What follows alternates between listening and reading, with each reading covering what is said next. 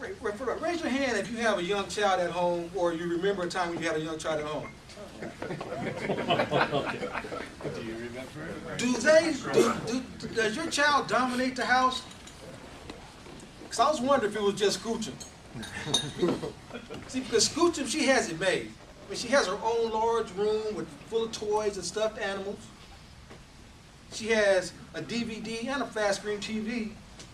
But I don't understand why she always comes out of the room with her Legos and dolls in hand, and she says, "Daddy, can we watch something for me?" And she always says it at the most inopportune time. When I'm watching the Laker games, Yes. or the Canucks.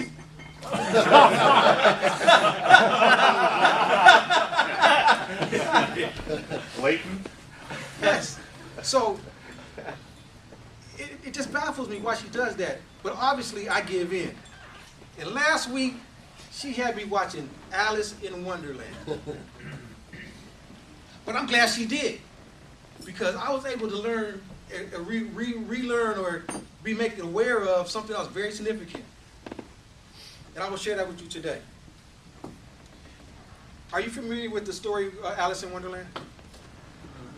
Well, I read the story many years ago, and I wasn't aware of a key point, but so let me just frame the story so you can understand Alice in Wonderland. Alice in Wonderland is the story of a young girl, and she falls asleep, and she drifts into a dreamland world called Wonderland. But there's a significant part in the movie. In the movie, while Alice is on her journey, she comes to a fork in the road. And she looks at the fork in the road. Which way do I go? This way or that way? And there's a cat. There's a cat there, so she asks the cat. She says, "Which road should I take?" And the cat says, "Where do you want to go?" And Alice says, "I don't know." And this is a significant point. The cat said, "Well, then it doesn't matter." That is one of the problems that I feel like a lot of people, most people I would say, have. They don't know where they want to go. A mentor of mine by the name of Jim Rohn, he said this. He said, not knowing where you want to go in life is like being out on a large ocean in a ship, and you just let your boat float, and you just end up wherever the boat ends up. His solution to that problem was set your sail. Know where you want to go and set your sail. Another mentor of mine by the name of Zig Ziglar, he says, in life, you can be a wandering generality, which is similar to not knowing where you want to go. But he says in order to be successful, you should be a meaningful specific. Now, both these individuals made their points prior to the 21st century. But now we have a 21st century technology that can help us to overcome the problem of not knowing where you want to go. Because if you don't know where you want to go, any path will take you there. But most likely you won't enjoy the outcome when you get to where you're trying to go. So, what is the 21st century solution to this problem of not knowing where you want to go? It's called GPS. Are you guys familiar with GPS? Global Positioning Software. Well, we all have global positioning software within us, but the question is our GPS turned on and is it working? So when you have GPS, what is the first thing for those of you who have a GPS, what is the first thing that happens when you want to do something with your GPS? What is the first thing that you have to do? You have to have a location. You can't be like Alice. If you're like Alice and you don't know where you want to go, there's no way that you can use a GPS. Am I correct? Yes. So the first and foremost, you have to have a location, a destination where you want to be.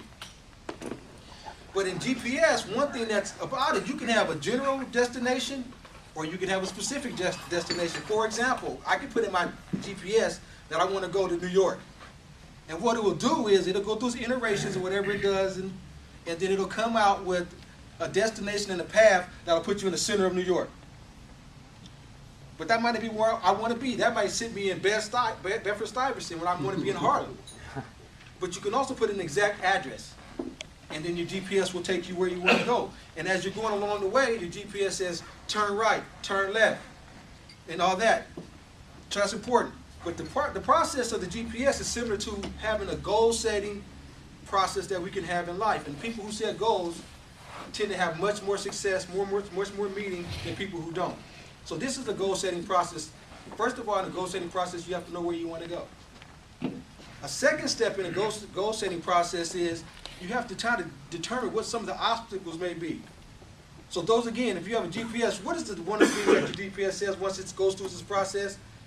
Well, mine says checking route for traffic, which is checking for the obstacles that may be in your way. That's a key to your goal-setting process. So then you go along on your goal-setting process and your GPS, and your GPS pretty much doesn't tell you much. If you have a long way to go, you can pretty much turn it off if you hit the major highway, and you only need to really look at it again when you start getting close. And when you start getting closer, it's important to listen when it says turn right, turn left. That's very important. But it's another aspect when you have a GPS that's important for success as well. The GPS also tells you when you're off track. I know mine, if I go off track, and it says new route. New route. But then it also says checking route for traffic. Again, it's redirection. You're putting you on your path to where you want to go, your ultimate destination. Very important. So, as I close, I want to say this. Ask yourself, is your GPS on and is it working? Are you a meaningful specific, or are you a wandering generality? I want to be sure that you don't end up like Alice, sleeping in Wonderland.